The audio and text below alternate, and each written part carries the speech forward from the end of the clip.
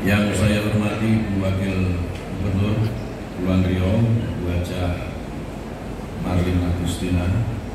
Semalam saya ketemu Bapak sampai malam, mohon izin saya baca Bapak. Yang saya hormati saudara saya ini Pak Kapolda, Irjen Budi, Bu Wagub ini masih saudara sama saya. Jadi kalau saya ke sini bukan hanya mendatangi masyarakat Kepri, tapi juga silaturahmi dengan saudara saya. Yang saya hormati Pak Mudafilhan atau yang mewakili, yang saya hormati Ketua DPRD Kepulauan Riau atau yang mewakili, yang saya hormati dan Lantamal 4 Tanjung Pinang atau yang mewakili, dan Rem 033 Wirapratama atau yang mewakili, Kajati yang diwakili Bu Nasari, terima kasih hadir bersama kami. Wali Kota dan Bupati Kepulauan Riau, Forkompinda Provinsi Kepri, Ketua MUI Provinsi Kepri dan Kota Batam, yang saya hormati Ketua Jamiah Nahdlatul Ulama dan Ketua Muhammadiyah Provinsi dan Kabupaten Kota Kepulauan Riau, para pimpinan ormas dan pemuka agama se-Provinsi Riau, dan para hadirin sekalian yang berbahagia yang tidak bisa saya sebut satu-satu. Ada kawan-kawan baru saya, ada Pak Hengki, Pak David bersama kita semua. Terima kasih hadir. Tentu yang pertama, mari kita semua panjatkan puji syukur kehadirat Allah Subhanahu wa Ta'ala, Tuhan yang Maha Kuasa. Alhamdulillah, siang hari ini kita bisa bersilaturahim bersama-sama dalam keadaan sehat walafiat. Dan sekarang hujan ini. Hujan biasanya tanda berkah. Mudah-mudahan pertemuan kita ini pertemuan yang penuh berkah. Bapak Ibu sekalian, saya tidak akan menyampaikan banyak hal karena tadi mulai Pak Kakanwil yang belum saya sebut tadi, mohon maaf Pak Kakanwil. Pak Kakanwil ini sahabat saya, Pak Mahbub dan seluruh jajarannya. Saya tahu Pak Mahbub ini pekerja keras, Bu Wagub, Bu Jari, Pak Kapolda. Ini pekerja keras dan saya memang sengaja taruh di sini supaya kerja kerasnya itu ada penyalurannya. Jangan sampai energi besar itu tidak tersalurkan dengan baik. Kita tahu tantangan di Kepri tidak mudah, tapi sebagaimana tadi sambutan yang sudah diberikan oleh Pak Kakanwil, Pak Mahbub maupun Bu Wakil Gubernur, saya kira sudah mewakili apa yang ingin saya sampaikan dan perasaan kita semua. Apalagi sudah diperkuat tadi deklarasi oleh para tokoh agama yang saya kira ini menjadi kunci atau inti pertemuan kita pada hari ini. Jadi kalau saya masih menyampaikan pidato itu ya, yang terkait dengan toleransi, terkait dengan moderasi, itu sama saja dengan menggarami air laut. Kepri sebagaimana disampaikan oleh Bu Wagub dan Pak Kakanwil, daerah adalah salah satu daerah terbaik dalam hal toleransi dan kerukunan dalam beragama. Jadi tidak perlu sebenarnya saya ini memberikan pidato lagi, Pak. Apalagi yang saya harus pidatokan. Yang penting dari semua pidato itu kan prakteknya. Saya mau pidato panjang-panjang, tetapi prakteknya tidak bisa sesuai dengan apa yang diinginkan dalam pidato juga percuma. Yang paling benar kan tidak usah pidato, tapi prakteknya sudah baik, gitu kan? Gimana? Saya akhiri saja atau bagaimana?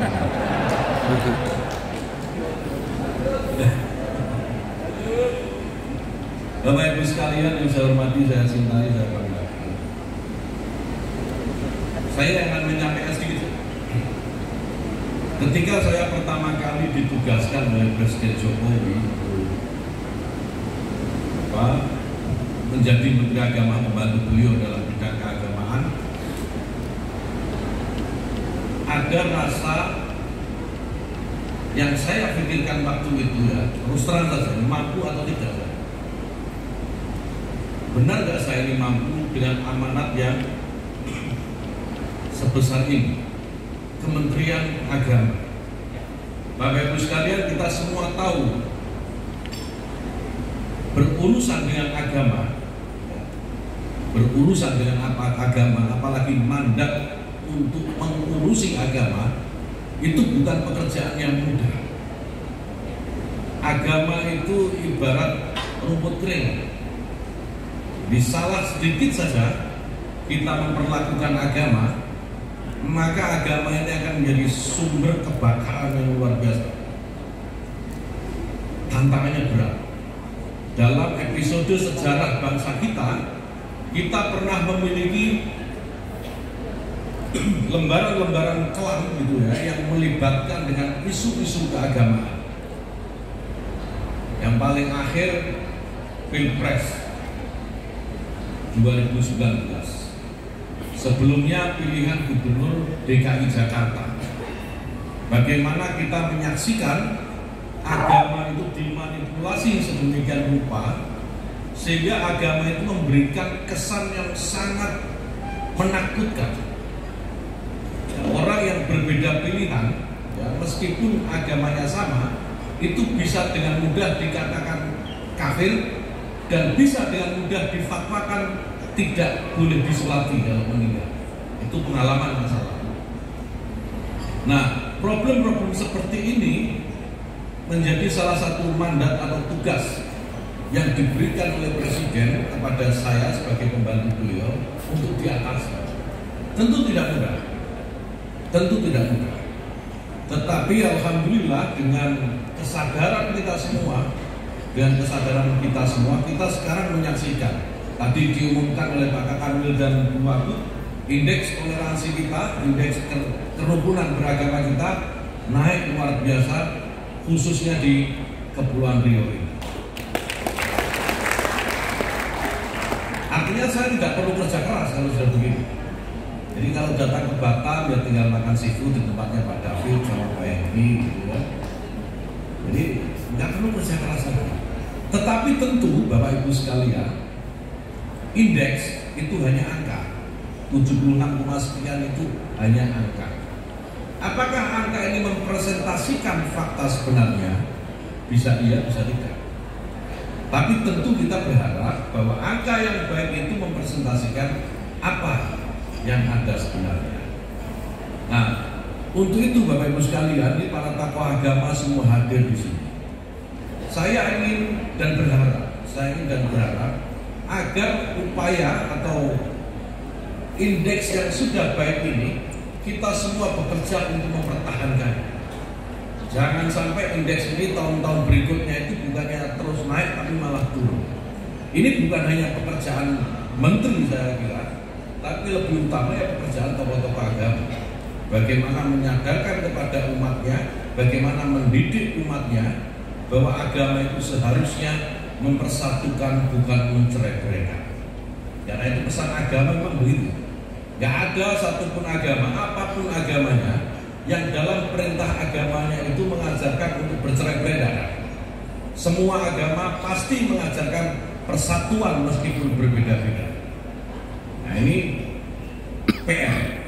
Terutama nih, mohon maaf, terutama kita masih melihat di saudara-saudara kita nih, teman-teman kita Muslim ini masih ada yang sedikit-sedikit jihad.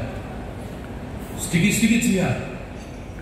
Merasa ekonominya tidak cukup baik, ayo jihad. Jadi gampang sekali mengatakan kata jihad yang dipersepsikan dengan cara pikir mereka sendiri, bahwa jihad itu ya seharusnya berperang. Seharusnya jihad itu yang memerangi yang menurut mereka tidak sama. Menafsirkan jihad seenaknya saja. Padahal Bapak Ibu sekalian, dalam pemahaman saya sebagai Muslim yang pasti tidak sempurna. Di sini banyak kiai yang pasti lebih tahu dari saya. Seharusnya jihad itu dimaknai sebagai upaya untuk membangun martabat kemanusiaan. Itu jihad. Perintah agama, perintah Nabi kita Nabi Muhammad SAW, saya bicara pada sahabat-sahabat saudara-saudara muslim ini, jihad itu adalah kebersatuan umat manusia. Ya, kebersatuan umat manusia itu jihad. Bagaimana mengupayakan kebersatuan umat manusia? Umat manusia itu tidak sama, berbeda-beda. Artinya dengan mempertahankan kebersamaan dalam keberagaman kita, dengan memberikan penghargaan terhadap perbedaan yang menjadi keniscayaan, menjadi takdir sejarah kita, itu adalah jihad. Nah, ini para kiai, para ustadz, para mubalek, para dai, saya kira harus lebih menyuarakan ini dibanding jihad dengan perspektif angkat pedang. Itu sudah nggak zamannya lagi. Pedang-pedangan itu sudah nggak zamannya lagi. Jadi tidak boleh lagi, menurut saya, kita mendengar orang itu berjihad dengan melakukan bom bunuh diri, nggak ada lagi. Orang yang mengaku berjihad dengan membunuh dirinya sendiri dengan bom, itu jihad yang salah arah. Jihad yang saya yakin kematiannya hanya sia-sia dan tidak menghasilkan apa-apa. Nah, jihad dalam perspektif saya seperti yang saya tadi sampaikan, jihad itu adalah membangun martabat kemanusiaan, menghargai segala perbedaan, segala keragaman, tetapi tetap dalam satu kesatuan, itu jihad. Bapak Ibu sekalian, ketika perbedaan itu menjadi sebuah keniscayaan, saya kira kita tidak bisa berpaling kemanapun. Kalau kita lihat kanan kiri depan belakang kita, Bapak Ibu sekalian, tidak ada yang sama. Baju saja tidak ada yang sama. Tidak ada yang sama. Lalu alasan apa bagi kita untuk menolak perbedaan itu alasan apa? Kemudian kita mengambil sikap bermusuhan hanya karena kita berbeda, itu alasannya apa? Tidak ada. Jangankan kita semua yang ada di sini, di tengah-tengah keluarga kita pun kita tidak ada yang sama. Kita dengan anak-anak kita itu tidak ada yang sama persis. Dengan orang tua kita tidak ada yang sama persis. Pasti ada yang berbeda. Nah, kalau kita menolak perbedaan yang sudah menjadi takdir kita, yang sudah menjadi takdir sejarah kita, yaitu artinya kita menolak kemanusiaan kita. Orang-orang yang menolak perbedaan, orang-orang yang menolak kebinekaan, patut kita pertanyakan apakah mereka itu manusia atau tidak. Ini penting. Saya kira peran tokoh-tokoh agama itu menjadi penting untuk menyampaikan ini kepada umatnya. Bapak Ibu sekalian, kita sering mendengarkan tuduhan. Pemerintah negara, kita semua sering mendengarkan tuduhan atau ujaran kebencian. Banyak ada lah, bukan banyak. Ada yang mengatakan bahwa Indonesia ini negara togut, Indonesia ini negara kafir, negara yang Islamofobia. Pemerintah sekarang ini pemerintah yang Islamofobia, yang takut terhadap umat Islam, yang takut jika umat Islam besar.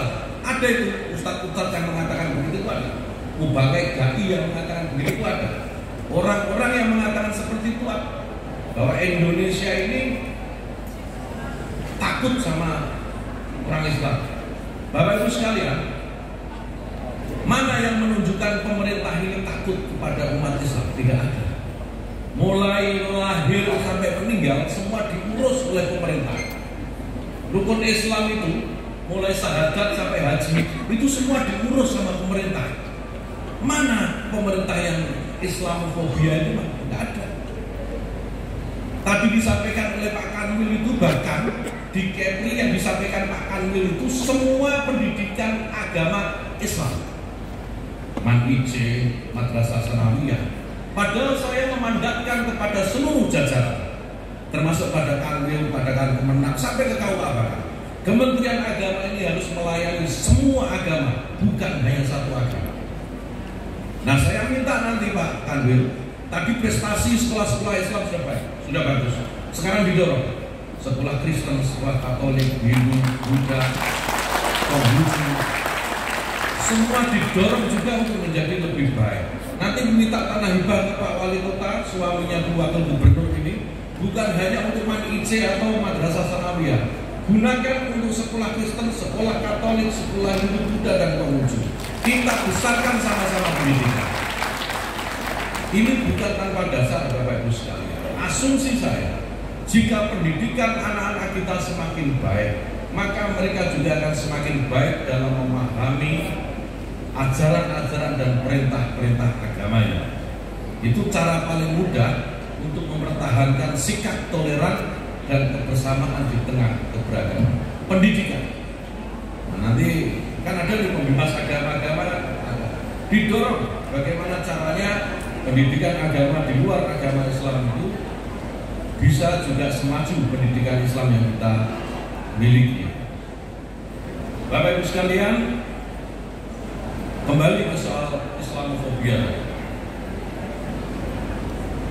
Ketika kita jawab semua diurus sama negara, sama pemerintah diurus, orang lahir diurus, orang syahadat ada aktenya, orang puasa ada sidang isbat menentukan puasa, menentukan kapan berakhirnya puasa, orang zakat ada basnas, negara juga itu. Haji kemarin kita layani dengan dengan berusaha keras sehingga sampai tadi disampaikan oleh Pak Kanwil, haji kemarin menjadi haji terbaik sepanjang sejarah pelayanan pendidikan agama. Apa yang kurang? Apa yang kurang dari pemerintah dalam memberikan pelayanan kepada umat Islam? Tapi begitu masih disalah-salahkan. Kemudian mereka bergeser, itu ada ustadz-ustadz yang ditangkap, ada kiai-kiai yang mana, ustadz yang mana yang ditangkap? Apakah mereka kalau ada yang ditangkap itu karena ustadznya atau karena kelakuannya atau karena omongannya yang menebar fitnah, menebar ujaran kebencian? Harus dibedakan. Tidak ada pemerintah ketika melakukan penahanan ya misalnya ya terhadap ustadz, dai atau siapapun, gitu ya, atau siapapun itu asal takkan tidak ada, apalagi berdasarkan agama tidak ada. Tidak ada. Kita ini semua sama di mata hukum. Kalau melakukan pelanggaran ya mau kiai, mau polisi, mau jaksa, mau menteri, mau siapapun selama itu melanggar hukum di negara kesatuan Republik Indonesia, ya dia harus mempertahankan secara hukum. Jadi tidak ada kalau ngomong Islamofobia itu dibuktikan dengan adanya kiai atau ustadz yang ditahan. Ya ada yang ditahan itu mereka para pengucap ujaran kebencian, para penghasut yang mulut-mulutnya kotor itu, yang mengganggu kedamaian, ketentraman, ditahan karena itu melanggar peraturan perundang-undangan. Nah jadi begini-begini ini juga harus dijelaskan. Ini sepertinya persoalan sepele, tetapi kita tahu masyarakat kita itu sekarang dibanjiri dengan informasi yang hampir tanpa filter, nggak ada filternya. Informasi itu masuk ke ruang-ruang yang sangat privat sekarang. Dulu itu kalau kita mau cari informasi ya nonton TV, baca Quran. Sekarang itu kalau mau nyari informasi sambil tidur bisa, sambil ke toilet itu mau BAB itu bisa nyari informasi. Jadi ke ruang-ruang yang paling privat informasi itu masuk. Nah kita harus imbangi yang begini-begini dengan upaya yang menurut saya juga tidak boleh mengenal lelah. Harus dijelaskan, sudah ada.